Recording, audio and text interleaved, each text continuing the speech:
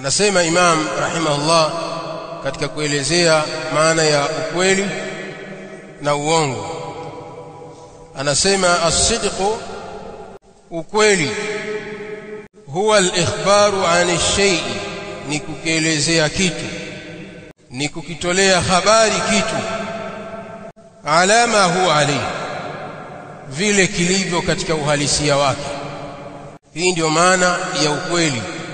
As-sidqu huwa al-ikhbaru 'ani ash-shay'i ala ma huwa alayhi. Ukweli ni mtu kukielezea kitu, kukitolea habari kitu vile kilivyo katika uhalisia wake, bila kuzidisha, bila kupunguza.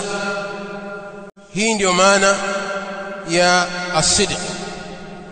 Kama ni maneno, basi mtu aelezee maneno hayo vile yalivyo katika uhalisia wake, bila kuongeza wala kupunguza.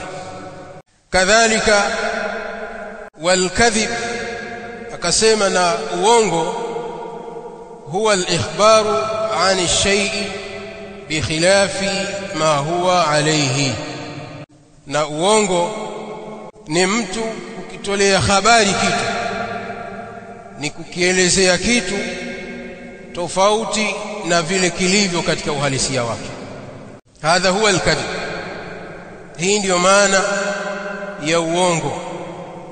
Yani mtu anapokuwa anaelezea jambo akawa si mwenye kulielezea vile lilivyo katika uhakika wake, akawa ni mwenye kuligeuza na kulipindua, akawa ni mwenye kuzidisha au kupunguza kulingana na vile jambo hilo lilivyo katika uhalisia wake.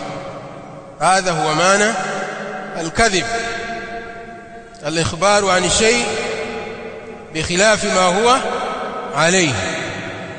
Was-sidqu huwa al-ikhbaru 'ani shay' ala ma huwa alayhi.